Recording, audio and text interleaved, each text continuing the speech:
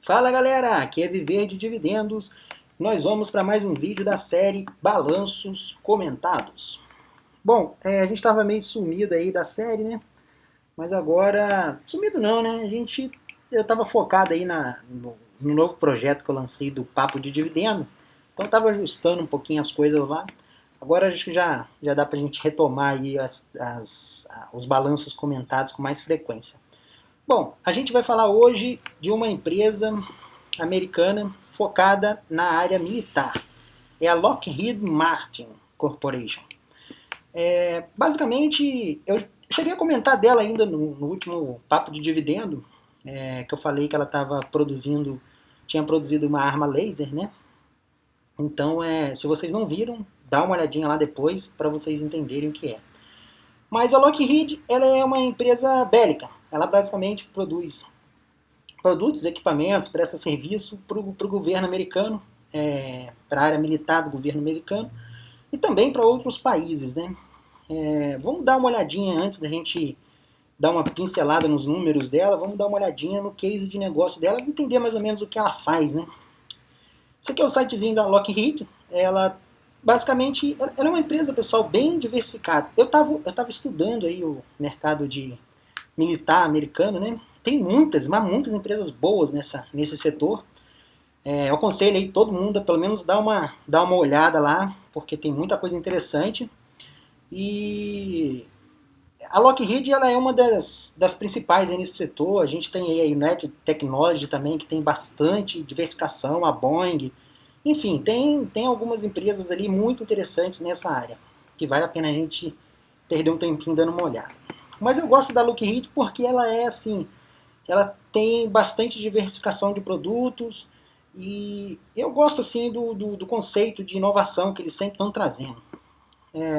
Aqui basicamente a gente olha nos slides aí para a gente ter uma ideia por alto, mas depois a gente vai olhar nos principais carros-chefe dela. Aqui ela trabalha com a parte de energia, ela tem não tem grande expressividade, mas tem uma parcela ali da receita proveniente de produção de energia. Esse aqui é o carro-chefe dela, o F-35, é o principal caça dela e um dos melhores caças do mundo na atualidade. E é o grande gerador de receita, é o iPhone da Lockheed, vamos dizer assim. Ela também tem bastante produto aí na área de exploração espacial. Ela tem satélites, ela trabalhou em alguns produtos até na exploração que a NASA fez para Marte. Ela tem vários motores, motores de produção de aeronaves nesses projetos espaciais. Eu comento direto no Papo de Dividendo aí, quem não acompanha o Papo de Dividendo, é o projeto que a gente tem no blog aí de trazer notícias semanais do que anda rolando no mercado americano. Se você quer investir no mercado americano ou investe lá, é mandatório você ouvir ali o nosso Papo de Dividendo da semana, porque rola muita coisa interessante lá. Mas eu tenho comentado muito no Papo de Dividendo das empresas que estão focando agora, vamos dizer assim, modinha entre aspas, né, mas seria a onda do momento agora sobre exploração de transporte humano lá para o espaço, né? As empresas do Elon Musk e do Jeff Bezos da Amazon que estão fazendo exploração espacial. Eles vendem passagens para pessoas comuns, como nós, eu, você. Claro, não nós porque a gente não tem dinheiro, né? Mas pessoas comuns que não são astronautas irem no espaço e ter uma experiência de gravidade zero. Então a Lockheed tem vários projetos aí nessa área também. É bem interessante. E é uma área assim que tem uma parcela considerável de receita deles. A gente pode considerar aí uma boa fatia do bolo aí para essa área. Produz helicópteros tanto para a área militar quanto para a parte comercial também. E tem a parte de navios também aí, que eles produzem alguns equipamentos, mísseis, etc e tal. Bom, vamos dar uma olhadinha aqui mais por alto. Eu vou deixar a parte de aviões por último, que aí a gente fala mais do F-35. Mas aqui o que me chamou mais a atenção aqui foi isso aqui, foi a notícia que eu dei lá dessa arma laser que eles criaram.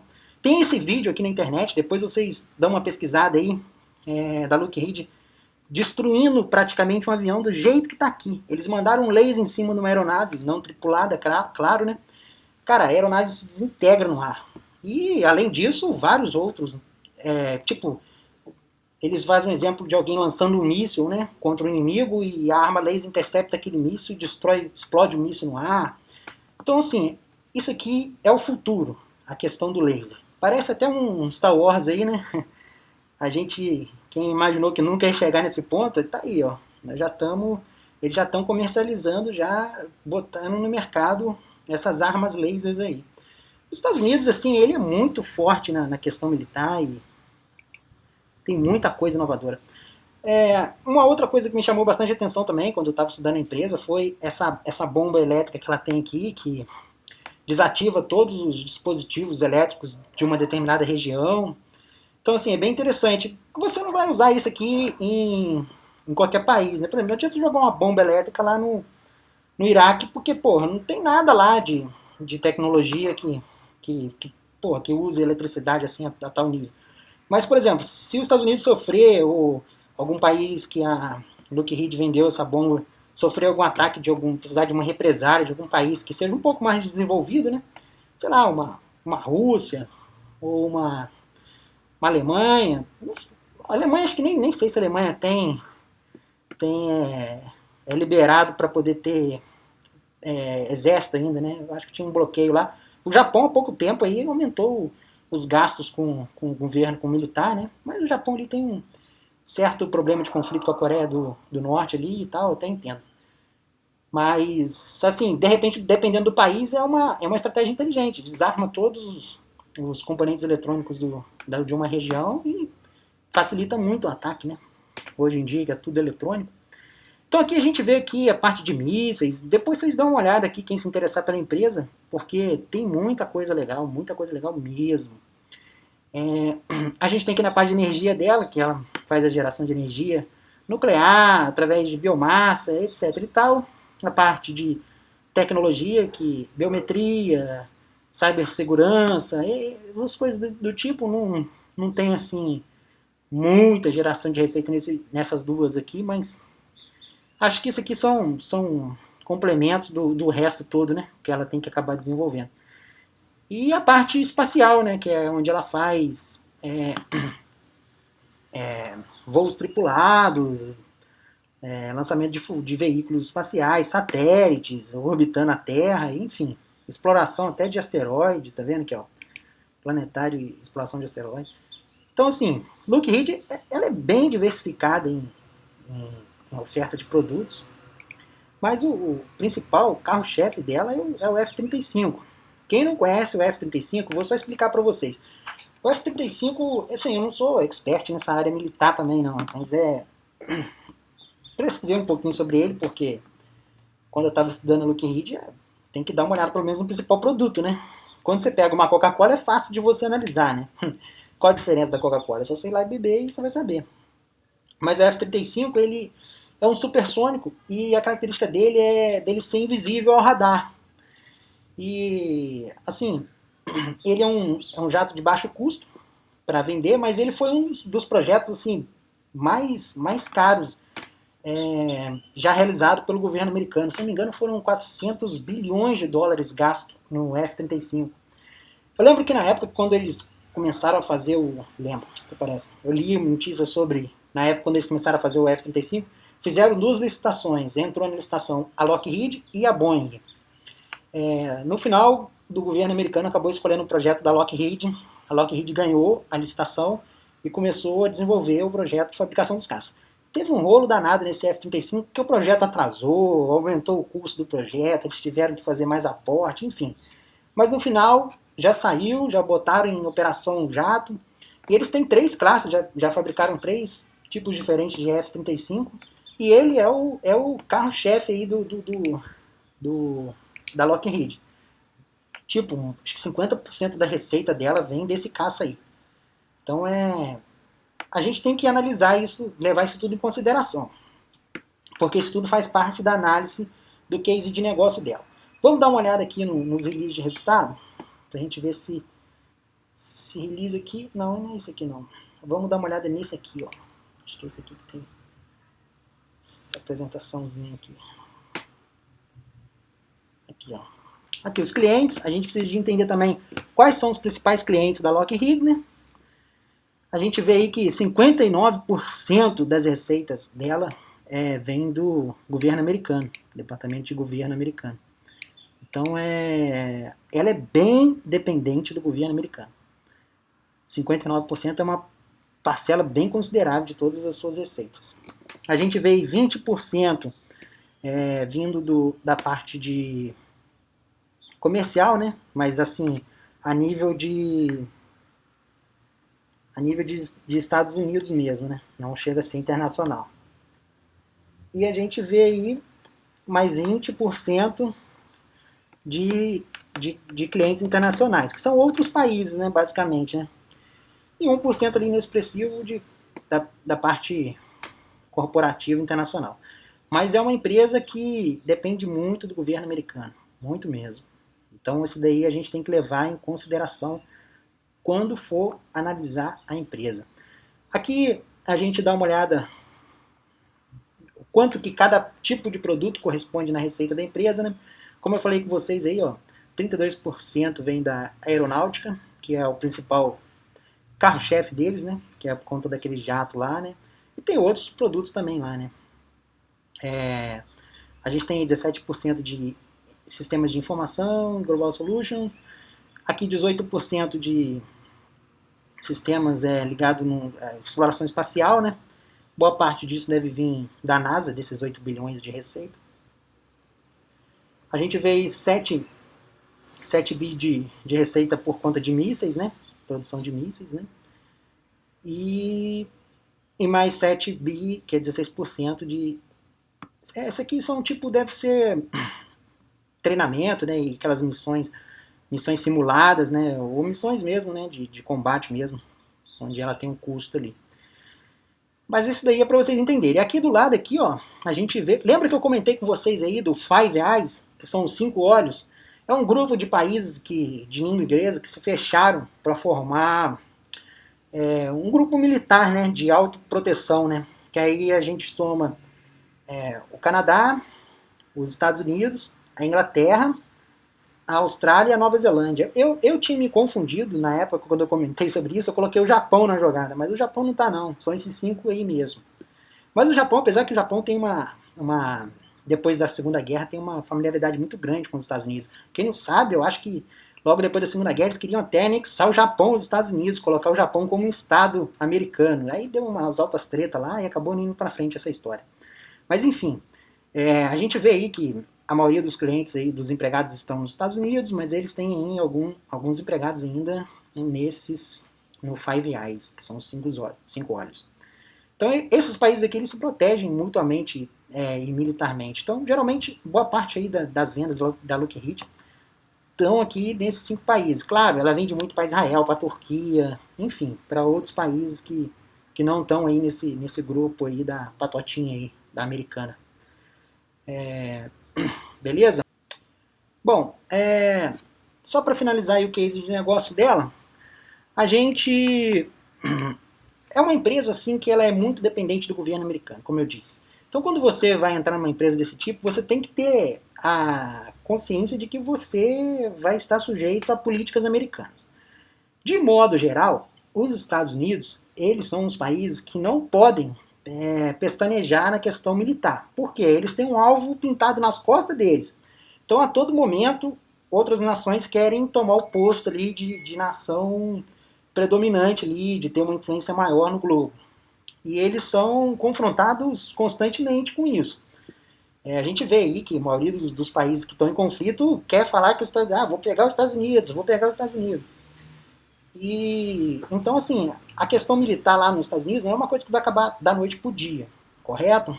Então a gente parte desse princípio. Mas de modo geral, a gente tem aquele risco que sempre pode surgir um presidente como o frouxo do Obama que reduzia lá o gasto militar, que, pô, sei lá, não queria investir no poderio, na geração de receita do militar americano.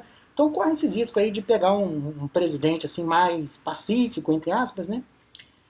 Porque às vezes para a gente ter paz é preciso de ter guerra, né? É preciso de ter um poderio militar muito grande para você não precisar de ter que guerrear, né? Você só de ter aquilo tudo você já assusta o cara não chega nem a querer arrumar confusão contigo. E ele pensa de outra forma. Tem alguns que pensam que não, tem que acabar com as armas, que não sei o quê, ele gasta dinheiro com isso, é dinheiro do investidor, do cidadão americano, mas eles não veem que o poderio militar que os Estados Unidos têm, que o investimento que os Estados Unidos faz nos militares, volta em retorno para a própria nação americana, porque muitas empresas americanas só conseguem atuar porque existe aí uma paz, vamos dizer assim, o mundo não está em conflito como era antes, né? Primeira, Segunda Guerra, a gente tem bastante tempo que não vê um conflito armado aí de grandes proporções. Então, assim, isso tudo aí acaba beneficiando as empresas, que podem crescer em determinados países, acaba com aquela questão de ditadura. Então, assim, isso acaba voltando em benefício para algumas empresas americanas. E essas empresas, por consequência, acabam contratando cidadãos americanos, geram riqueza, trazem para dentro do país. Então, assim, é um ganha-ganha. É preciso que o governo e os cidadãos americanos entendam isso. Mas nem sempre eles conseguem captar essa mensagem, né? Mas, enfim, a gente sabe que tem esse risco aí do governo poder brecar ou reduzir alguns custos e tal. Faz parte do negócio, mas assim, de modo geral, a Lockheed tem sim, não só a Lockheed, mas como todas as empresas do setor, de modo geral, tem tido assim uma certa estabilidade na geração de receita. E eu acredito que isso vai se manter. Por quê? A gente vê aí daqui para frente, não temos tendo conflito, mas a gente vê que existem alguns países cada vez mais querendo, eu vou pegar os Estados Unidos, não sei o que, Estados Unidos.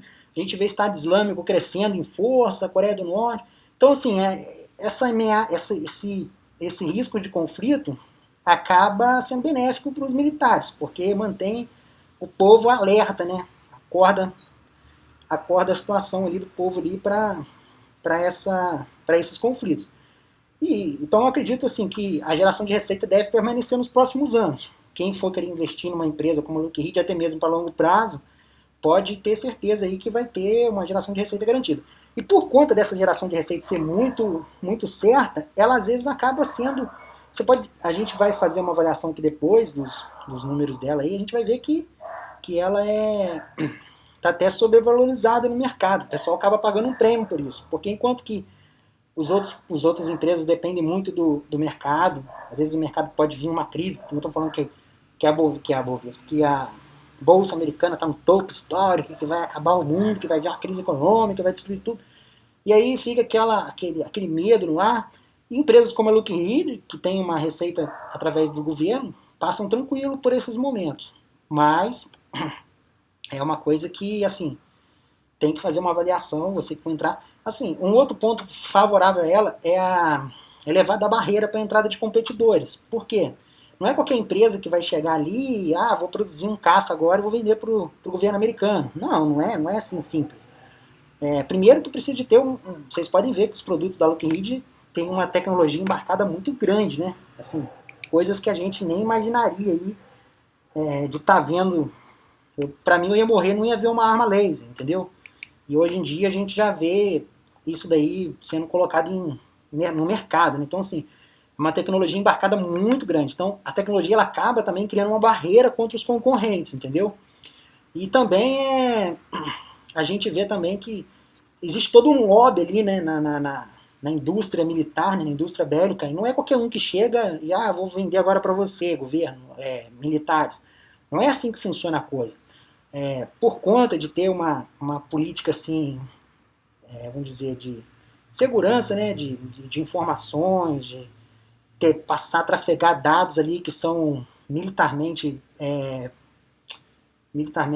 valiosos, né? Assim, de repente uma informação dessa cai numa mão de uma nação inimiga, essas empresas como a Lockheed, elas têm um prêmio, um voto a mais de confiança do governo americano. E ela tem um relacionamento muito estreito com o governo americano, com os militares americanos. Então existe um lobby todo, e esse lobby não se constrói de um ano para o outro. Leva-se anos e anos e anos ali trabalhando com as pessoas, e com projetos e tal, para você poder chegar nesse ponto. Então, assim, é uma empresa que tem um case de negócio muito, muito forte, assim, de nível de ser bem resiliente à crise. Não quer dizer que é imune, porque, como eu falei, pode ser eleito um presidente e detonar com caixa da empresa. Mas, de modo geral, a gente vê que a tendência no futuro não é que aconteça isso, mas vale a pena destacar esses pontos aqui. Sobre o F-35, por exemplo, a gente vê aí, ó, ela tem várias aeronaves, né? Não é só o F-35 não, tá, pessoal? Ó, tem vários caças aqui. Estou falando do F-35 porque ele é o principal caça dela. Mas qual é a principal vantagem do F-35? É que ele é invisível no radar. Ele é conhecido por ser o assassino silencioso. Mas vamos supor que, sei lá, daqui a um ano sai uma notícia aí de que o governo chinês ou o governo russo descobriu uma maneira de detectar o F-35 no radar. Pronto, todo o projeto daquele caça vai por água abaixo. Porque qual vai ser a utilização dele? O ponto forte dele é ele ser invisível ao radar. Ele conseguir entrar lá, jogar o míssil lá e ninguém vê que ele fez isso. O cara só vai ver depois que explodiu a bomba. Então, assim, se alguma tecnologia, às vezes uma própria contra-tecnologia pode acabar derrubando o projeto. Então, existem esses riscos que você, quando for investidor, tem que avaliar isso tudo e tomar a decisão correta. Você tem que estar ciente, pelo menos, dos riscos, né? Você não tem como fugir, né? O risco de descobrir uma coisa dessa pode, acontece, faz parte. Mas, geralmente, assim, se a China descobrir que existe ela não vai publicar isso, cara. A vantagem que você tem é essa, é só se essa parada vazar no mercado para tentar detonar com o projeto do caça. Mas de modo geral, se alguma nação inimiga descobrir, ela vai deixar quieto. Eu vou falar que eu sei que o seu caça funciona para quê? Para você fazer outro caça? Lógico que não, vou ficar quietinho aqui, na hora que você vier eu meto bala nele, entendeu? Então é assim, de modo geral é muito difícil disso acontecer, mas existe esse risco de alguma nação inimiga descobrir. E o caça F-35 é o carro forte deles, é o iPhone da Lockheed. Então, se acontecer qualquer coisa com ele, pode realmente complicar. Demos uma olhada no case de negócio, prolongamos até um pouco mais do que devia, mas agora vamos olhar os números. Beleza? Lockheed Martin Corporation. Vamos dar uma olhadinha aqui na geração de receita dela primeiro. A gente começa aí com 2006, 39 bilhões de dólares gerados de receita. E hoje, agora em vamos colocar 2015 aqui, né? 46 bilhões de dólares. A estimativa é que 2016 já chega nos 50 bilhões, assim. A estimativa é 47 até 50 bilhões de geração de receita agora nesse ano. Vamos ver. Mas assim, é um crescimento muito, muito bom. Como eu falei com vocês, ó, vocês podem ver aqui, ó, eu sempre gosto de olhar aí a crise de 2008, ó, vocês podem ver que não teve crise para eles. Crise o quê? Crise. Eles não sabem o que é crise de 2008. Como eu falei com vocês, é uma empresa que é muito resiliente. Você pode bater momento econômico que for, a geração de caixa dela é a mesma, entendeu? Porque o governo não pode deixar de investir na área militar, senão aí que a coisa complica mais ainda. Mas de modo geral, ela é bem resiliente à crise. A gente dá uma olhada aí na margem operacional dela, não é uma margem assim muito grande, mas aí você tem que avaliar a margem do setor. É uma empresa que investe muito, né? Então, assim, o custo operacional dela é muito alto. Ela tem um custo exorbitante por conta de vários projetos de pesquisa e desenvolvimento, enfim. Mas ela tem uma margem de 11%. Aí você tem que avaliar para ver como é que está o setor. Para ver se isso daqui está dentro ou fora do nível. Mas você pode ver que ela vem assim, melhorando um pouco a margem. Já chegou a bater em índices piores, por exemplo, em 8,6%. Está no 11,8%, chegou a bater 12%. A estimativa deles para o próximo ano, pelo que eu olhei por alto no release de resultado deles, é que eles vão melhorar bastante agora nesse próximo ano essa margem operacional deles. Eles vão reduzir bastante os custos. Até porque muitos projetos estão finalizando e eles agora vão colocar em produção, então a receita deve aumentar e os custos devem diminuir. A gente vê aí o lucro líquido que foi gerado aí, ó.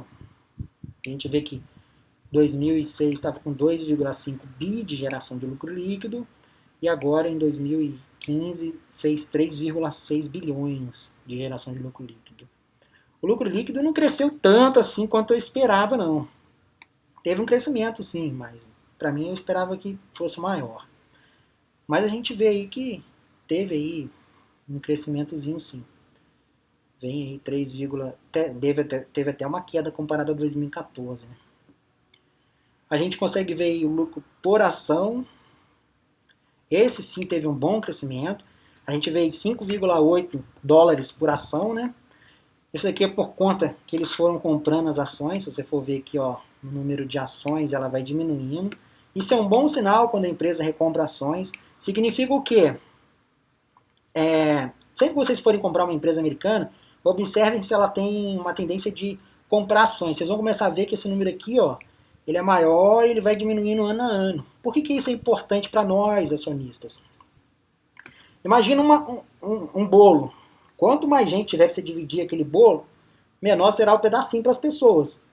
Então, quando você recompra as ações e cancela ela, é menos gente para você dividir o bolo. Então, sobra mais fatia do bolo para você.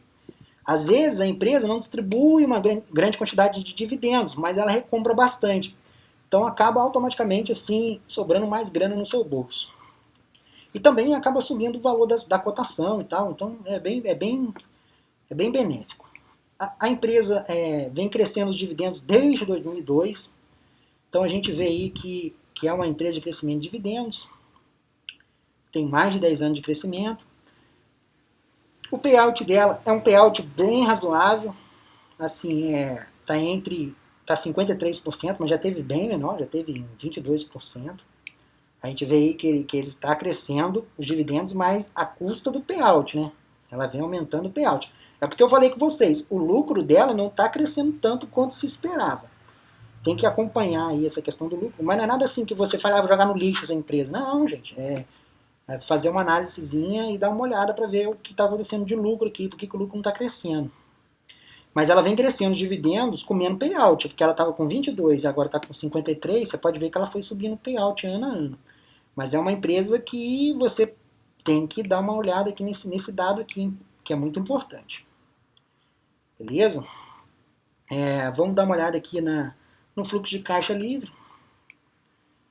Vamos dar uma olhadinha aqui, a gente vê aí que ela dobrou praticamente, dobrou não, né? Ela subiu em 1 bilhão o fluxo de caixa livre dela, era 2,6 e agora está 4,1 bilhão. Isso é um bom sinal, sinal de que o caixa da empresa tem tido geração um pouco mais robustas, entendeu?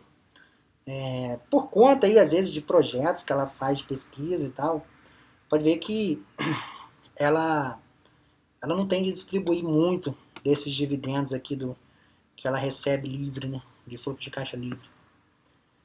Certo, pessoal? Vamos dar uma olhada aqui agora na parte de endividamento dela para a gente ver. Vamos dar uma olhadinha aqui. A gente vê aqui a dívida pelo patrimônio. Vamos lá. Teve em 64% do patrimônio dela. Esse aqui você multiplica por 100 aqui, tá? Para poder chegar no 64% do patrimônio em dívidas. Aí deu uma queda, depois deu uma subida, depois deu uma queda. Aí por fim, em 2014, estava 1,8. Aí agora em 2015 bateu 4,6. Por que subiu esse endividamento? Ela comprou uma empresa de helicópteros. Deixa eu ver se eu acho o nome ainda danado aqui.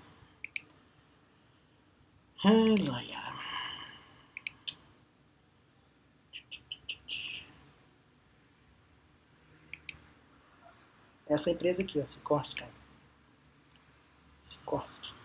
É uma empresa focada na produção de helicópteros, né? Tem bastante aeronave, ó, militares e comerciais.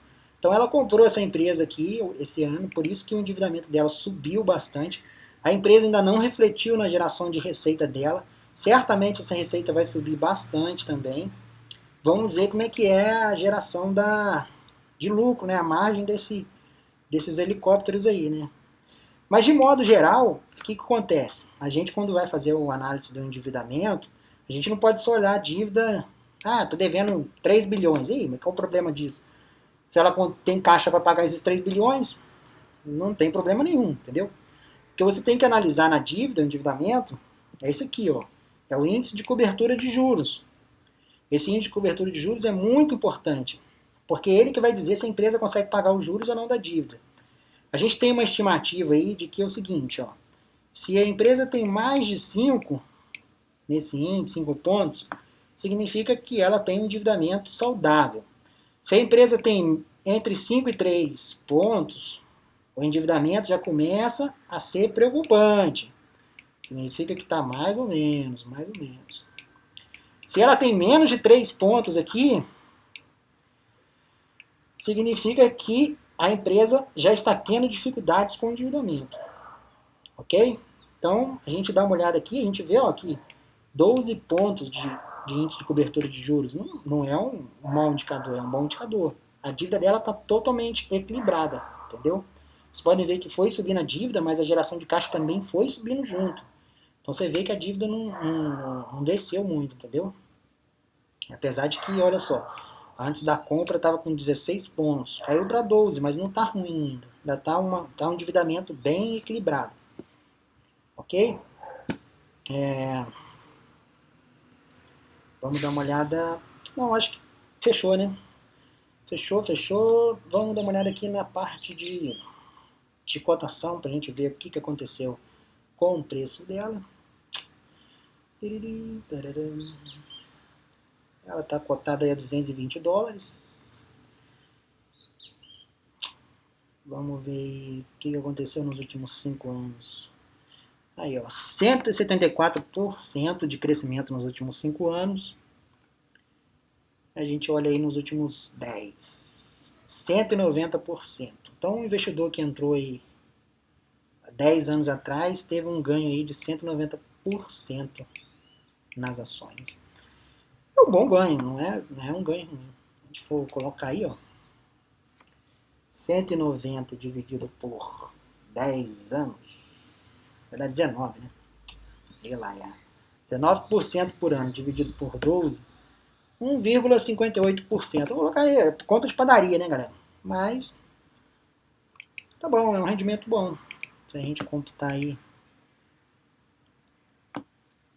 Vamos dar uma olhada agora para ver como que tá a situação da empresa. Porque às vezes a gente fala assim, empresa maneira e tal, mas e aí de ver dividendos? Tá caro ou tá barato? O pessoal adora saber se tá caro ou tá barato, né? Bom, eu uso para precificar as minhas empresas o modelo de fluxo de caixa descontado. Por que eu uso ele? Porque é um modelo que você trabalha com perspectivas futuras de geração de lucro e receita. Eu não gosto de usar PL, nada desse tipo, dividend yield, dividend yield, PL acima de 20 eu não compro. Não, gente, pelo amor de Deus. Vocês precisam entender o seguinte, eu sempre bato nessa tecla porque pode ter gente nova aqui. Esquece PL. Você não faz precificação sobre coisa do passado. O mercado não trabalha com coisa do passado. Se você tem uma empresa que está gerando X de lucro no passado, o pessoal já precificou isso. Para que você vai querer saber o PL dela de hoje? Não há necessidade, entendeu? PL pode ser usado para outra coisa, não para precificação. Para você ter uma noção do se a empresa está cara ou está barata, você precisa de fazer uma projeção dos lucros dela para você ter uma ideia se essa empresa está cara ou barata. Porque o mercado não vai comprar a empresa porque a empresa lucrou tanto o ano passado. O mercado sempre compra com a perspectiva de que vai lucrar tanto o ano que vem, no próximo trimestre, daqui a 5 anos. Então é assim que o mercado trabalha. Qualquer modelo de precificação que você usar que não trabalhe com projeções de lucro, você descarta porque não serve para nada. Vocês estão me entendendo? Então por isso vocês têm que, mesmo que você não use o fluxo de caixa descontado, que eu até botei no blog lá, tem essa calculadora que você acessa pelo blog mesmo. Você vem aqui no blog, ó, você consegue acessar aqui, ó. Tem todos aqui os utilitáriozinhos aqui, ó. Valor justo pelo fluxo de caixa de dividendos, né? Dividend Discount Model, que é tipo aquele ali que a gente usa, mas é para empresa de crescimento de dividendos. A gente poderia até usar para ela aqui, mas eu uso aquele ali que fica mais fácil para o pessoal entender. Esse aqui é só para empresa de crescimento de dividendo. Então, assim, tem outros modelos, mas tem que levar em consideração que precisa de ter projeções de lucro, porque senão não adianta. Vai ser uma análise já capenga, já começa a capenga se você trabalhar com dados do passado. Você pode ter uma noção de dados do passado, você saber o quanto que vai crescer o lucro no futuro. Se a empresa está crescendo em 50% durante 10 anos, você sabe que a tendência, analisa o mercado e tal, onde ela está, pode ser que ela continue esse crescimento. Aí beleza, você pode usar os dados passados de base para você poder projetar o futuro. Mas usar eles para dizer se a empresa está cara ou está barata, já está errado. Já está começando errado aí já a sua análise. Bom, aqui a gente bota na calculadora o preço atual da ação, 220 dólares. A gente bota quanto que é o lucro por ação que ela gerou, 11 dólares e 46. Aí você vai lá no Morningstar e vê como é que está o crescimento. eu coloquei aqui, ó, uma taxa de 10 anos que ela vai crescer 10% no lucro. Pode ser que ela cresça mais ou menos. Ela estava crescendo 12 nos últimos 3 anos. Eu sempre jogo a menos para poder... É melhor você errar por às vezes por exceder para baixo do que jogar para cima e não corresponder àquela geração de lucro. E os últimos 10 eu botei uma geração aí de 7%. Aí eu botei uma taxa de desconto de 11%, isso aqui é livre, cada um coloca. Eu não peguei o tangible book dela, então vamos pular fora isso aqui. Aí eu calculei, deu um valor justo de $195. Como eu falei com vocês, essas empresas elas sempre vão estar acima do valor justo. A menos, claro, que o governo dê uma canetada nelas lá e ferre com elas. Mas aí você não vai querer entrar nela nesse momento. Mas de modo geral ela sempre vai estar acima. Então a gente vê aí, ó, que ela está 13% acima do que seria justo pagar por ela, entendeu? Vocês precisam de avaliar se vale a pena para vocês ou não. Eu não gosto de usar o modelo de desconto de caixa para avaliar a empresa na hora de entrar. Eu uso ele mais nos aportes. O que acontece? A empresa está cara, mas ela tem um bom case de negócio, eu vejo que daqui a 10 anos a empresa vai continuar gerando lucro, eu boto meu dinheiro lá. Eu acho que o mercado cobra um prêmio para aquelas empresas que são boas. Se você for querer comprar empresa barata demais, você vai comprar lixo, vai comprar tralha, vai comprar empresa com problema. Eu não quero empresa com problemas, eu quero que daqui a 10 ou 20 anos eu não tenha que ficar preocupado olhando toda hora o balanço para saber se vou vender a empresa ou comprar porque a empresa vai falir, entendeu? Eu quero ter segurança e tranquilidade, eu quero viver minha aposentadoria lá, viver dividendos tranquilo, entendeu? Então você tem que levar em consideração isso aí. Eu acabo às vezes colocando empresas um pouco acima da margem de segurança, por quê? Para poder ter aquela tranquilidade. Aí cada um faz uma avaliação, né? Isso aqui não tem regra. Eu prefiro trabalhar dessa forma, né? E eu uso o modelo de fluxo de caixa descontado na hora de fazer os aportes. Por quê? Eu coloquei a empresa na carteira. Tá, beleza. E aí na hora do aportar eu vejo aquela que está mais barata, né? Mais barata ali, considerando o valor justo dela, e aporto em cima daquela lá. Então eu acho que assim, muito mais eficiente você usar isso aqui na hora dos aportes. Mas não quer dizer que seja uma regra, né? Agora o que não pode também é que qualquer hora eu vou fazer um post aí. Tem muita gente que faz aporte pelo balanço da carteira, vou comprar que está mais lá embaixo. Eu, na minha opinião, eu acho errado também. Comprar porque a empresa está mais lá embaixo. Se a empresa está mais lá embaixo, é porque tem algum problema com ela, entendeu? Se a cotação dela está caindo, às vezes o mercado erra. Às vezes, assim, esporadicamente, às vezes o mercado pode errar. Mas de modo geral, no longo prazo, o mercado só cai a cotação se o lucro da empresa está caindo. Ou tem perspectiva para cair. O mercado entende que tem perspectiva para cair. Então, assim, você vai aportar na empresa que está pior, você tem que pagar mais nas empresas que estão melhor. Porque às vezes o mercado nem sempre é eficiente. Às vezes a empresa está com lucro crescente ou mantendo um lucro estável. Ou às vezes não cresceu assim num nível que... Às vezes cresceu muito o lucro, mas a cotação não acompanhou. E aí dá aquela defasagem. E aí você consegue detectar isso pelo fluxo de caixa descontado, que você vai ver que teve um alto crescimento do lucro, o preço de valor justo dela vai subir. Enquanto isso, a cotação dela vai estar caindo. Então aí você pega esses detalhes aí. Aí você vai estar comprando uma empresa boa por um preço mais barato. Agora comprar uma empresa ruim por um preço barato, dá na mesma, né? Dá na mesma. Aliás, é pior, né? É pior. É melhor você comprar uma empresa boa por um preço caro do que você comprar uma empresa ruim por um preço barato. Vai te dar dor de cabeça no futuro. Mas enfim, pessoal, é isso aí que eu queria mostrar para vocês. Esse aqui foi a nossa balanço comentado aí da Looking Read. Eu espero que vocês tenham gostado. Se você assistiu esse vídeo até aqui, significa que você gostou. Então, por favor, dê um likezinho aí embaixo, porque é muito importante para mim ter um feedback de vocês, se está indo maneiro, se vocês estão gostando ou não. Se inscreva no canal do YouTube, que tem aqui embaixo também, inscrever-se. E acompanhe lá o blog. E é isso aí, pessoal. Até a próxima. Até mais.